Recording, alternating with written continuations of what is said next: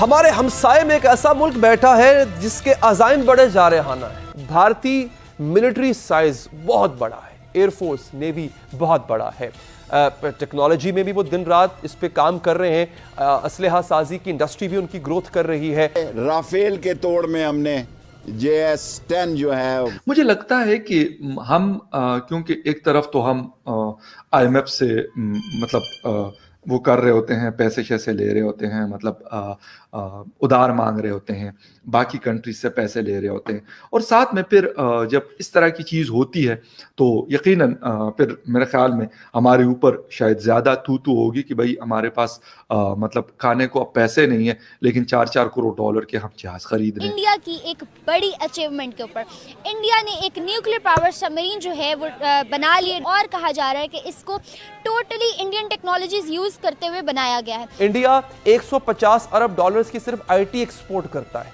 हमारे जो है वो अभी जो है वो ओवरऑल एक्सपोर्ट जो है वो 25 अरब डॉलर से ऊपर नहीं जा पा रही है। पाक अफगान सरहद पिछले 2-3 हफ्तों से एक नया तनाज़ा जन्म लेता दिखाई दे रहा है। सरहद पे लगी जो बाढ़ है उसको अफगान तालिबान की जानिब से उखाड़ा जा रहा है। तवाज़ुन जो है ना, तवाज़ुन की बहुत सारी पहलू होते हैं, सिर्फ और सिर्फ अददी तनासब या जहाज़ों की किस्में जो हैं वही काफ़ी नहीं होती।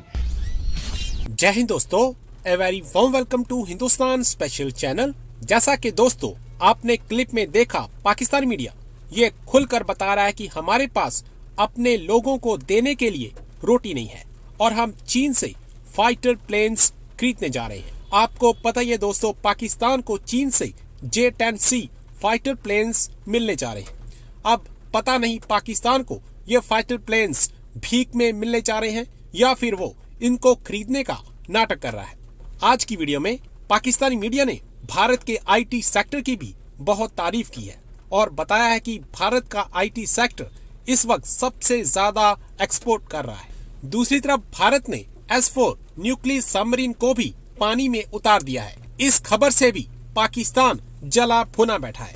दरअसल पाकिस्तान हर क्षेत्र में भारत की नकल करना चाहता है, लेकिन उसको भी अंदर से पता है कि ऐसा वो कभी नहीं कर सकता। अब हमारे हमसाये में एक ऐसा मुल्क बैठा है जिसके अज़ाइम बड़े जारहाना है, जिसके अज़ाइम में पाकिस्तान को तोड़ना है, और ये बात कोई ढकी छुपी नहीं है। भारतीय मिलिट्री साइज बहुत बड़ा है, एयरफोर्स नेवी बहुत बड़ा है, टेक्नोलॉजी में भी वो दिन रात इस पे काम कर रहे हैं, असलहा साजी की इंडस्ट्री भी उनकी ग्रोथ कर रही है। पाकिस्तान को दिफा में एक अच्छा खासा एज हासिल है, मगर हमें और बहुत से चैलेंजेस का सामना है।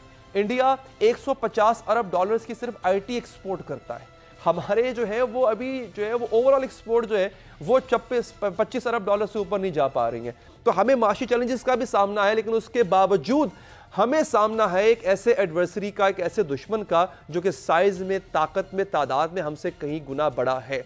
तो जिस तरह से हम कोप अप कर रहे हैं, मैं J-10 की बात अगर करता हूं, मैं J-17 थंडर की बात अगर करता हूं, मैं अगर अपनी दिफाई कैपेबिलिटीज में मजीद इजाफे की बात करता हूं, तो किस तरह से हम कोप कर पाएंगे ये हम पूछेंगे। हमारे पास J-10C का आ जाना, इंडिया के पास S-400 और फिर राफेल का आ जाना, क्या हम इस तरह जिस तरह से इंडिया एक्वायर कर रहा है, वेपनाइज कर रहा है खुद को, क्या हम सर उस बिगड़ते हुए तवाज़ुन को बैलेंस में लाने की क्या उस पोजीशन में है?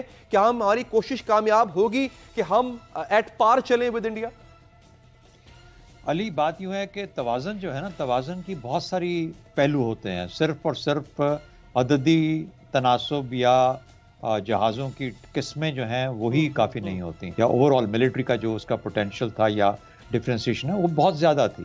यानी Su-30 जो उनके जहाज़ हैं, मिराज 2000, ये कुछ F-16 हमारे जो जहाज़ हैं उनसे कुछ कम नहीं थे। अच्छा, बल्कि अगर उनको मिला लिया जाए उस कॉम्बिनेशन को तो वो 2019 में भी एक बहुत इफेक्टिव एयरफोर्स के तौर पे एग्जिस्ट कर। लेकिन मुझे लगता है कि हम क्योंकि एक तरफ तो हम IMF से मतलब वो कर रहे होते हैं, पैसे शैसे ले रहे होते हैं, मतलब उधार मांग रहे होते हैं, बाकी कंट्रीज से पैसे ले रहे होते हैं, और साथ में फिर जब इस तरह की चीज़ होती है तो यकीनन फिर मेरे ख्याल में हमारे ऊपर शायद ज़्यादा तू होगी कि भाई हमारे पास मतलब खाने को अब पैसे नहीं है, लेकिन 4-4 करोड़ डॉलर के हम जहाज़ खरीद रहे हैं। तो इस वक्त ये एक मैं ये कहूँगा कि एक अय्याशी के ज़ुमरे में शायद आता होगा। वैसे कंट्रीज को ज़रूरत होती है, सारे ममालिक खरीदते हैं, जहाज़ हो गए, मिसाइल्स हो गए, डिफेंस सिस्टम्स हो गए, लोग खरीदते हैं, बिल्कुल इसमें कोई वो नहीं है, मैं भी इसमें एग्री हूँ इस बात से। लेकिन हालात के ऊपर डिपेंडेंसी इसकी बहुत होती है। जिस मुल्क की इकोनॉमी जिस तरीके से चल रही होती है, उस हिसाब से फिर अपने डिफेंस सिस्टम को आहिस्ता आहिस्ता से स्ट्रॉन्ग करते हैं। जैसे जैसे उनकी इकोनॉमी बढ़ती जाती है, उसकी जो सर्कल है वो बढ़ता जाता है, तो उस हिसाब से फिर वो पैसा जो है इन चीज़ों में भी वो लगाते हैं और वो करते हैं, सारे लोग करते हैं। बांग्लादेश अब इसके ऊपर अपना पैसा लगा रहा है। हिंदुस्तान ने पहले इतना पैसा नहीं लगाया था। अगर 10-15 साल पुरानी अगर हम बात कर लें तो शायद इतना ज़्यादा डिफेंस के ऊपर पैसा नहीं लगाता था। अपनी इकोनॉमी को उन्होंने फोकस किया, उसके साथ साथ उन्होंने जो थोड़ा बहुत ज़रूरी चीज़ें होती हैं उसको वो करते रहे।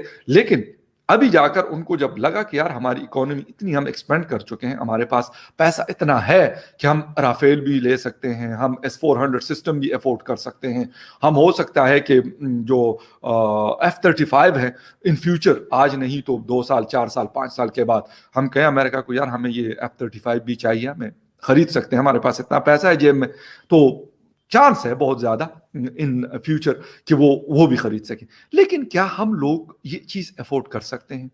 हमारे पास इस वक्त पॉवर्टी जो लाइन है उससे जो नीचे की तरफ जाने वाले लोग हैं वो बढ़ रहे हैं। जो हम लोग की जो परचेजिंग पावर है वो डे बाय डे वो डाउन हो रही है। ठीक है, हम लोन पे लोन लिए जा रहे हैं, जो हमारे डेट्स थे वो इंतहा के आगे बढ़ गए हैं। मतलब जो हमारा टोटल GDP है उसके 80% हम उधार में हमारा जाता है, जो हमने लोन लिए हुए हैं। तो 20 रुपए हमारे पास फिर बचते हैं 100 में से, उसके ऊपर फिर हमने ये सारी चीज़ें करनी है, मुल्क में डेवलपमेंट भी करनी है, एजुकेशन हेल्थ को भी चलाना है, रोड इंफ्रास्ट्रक्चर को भी बेहतर करना है, साथ में अपने डिफेंस को भी पालना है, और ये सारी चीज़ें करनी है। तो क्या हम इसके बगैर गुजारा नहीं कर सकते थे? पाक अफगान सरहद पिछले 2-3 हफ्तों से एक नया तनाज़ा जन्म लेता दिखाई दे रहा है। सरहद पे लगी जो बाढ़ है उसको अफगान तालिबान की जानिब से उखाड़ा जा रहा है और मौक़िफ़ ये इख्तियार किया जा रहा है कि ये बाढ़ एक कौम को अलहदा कर रही है और ये बाढ़ अफगानिस्तान की हदूद में लगाई गई और वो इस बाढ़ को नहीं मानते हैं। अच्छा, अब तक तालिबान 2 मकामात से बाढ़ उतारने में कामयाब हुए हैं, जिसकी वीडियोस जो हैं सोशल मीडिया पर मंजर-ए-आम पर आ चुकी हैं। तालिबान हुकूमत की वज़ारत दिफा के तर्जुमान का एक वीडियो बयान भी सामने आया है, जिसमें वो ये कह रहे हैं कि जी बाढ़ से 2 कौमों के माबैन फासले बढ़ते हैं और बाढ़ आलमी और इलाकाई उसूलों के खिलाफ है। पाकिस्तान ने मामले पर काफ़ी अरसा खामोशी इख्तियार की, मगर बिलाखिर गुज़िश्ता रोज़ वज़ीर ख़ारिजा शाह महमूद कुरैशी साहब ने खामोशी तोड़ डाली और कहा कि जी सरहद पर बाढ़ से मुतालिक जो मसाइल हैं वो चल रहे हैं, मगर पाकिस्तान ने इस मामले को अफ़गान हुकूमत से साथ उठाया हुआ है और हम तनाज़े पर बातचीत कर रहे हैं। अच्छा, उन्होंने ये भी कहा कि मामले को सिफारती तौर पर हल करने की कोशिश की जा रही है और ये भी कहा कि जी कुछ शरपसंद अनासिर बेवजह मामले को उछाल रहे हैं। पाकिस्तान अपने बाढ़ लगाने के मिशन पर बरकरार है और काम नहीं रोका जाएगा। सरहद के 96% हिस्से पर बाढ़ लगाने का काम मुकम्मल हो चुका है और बाढ़ लगाने की वजह सिक्योरिटी खदशात, दहशतगर्दों के पाक फौज पर हमले थे।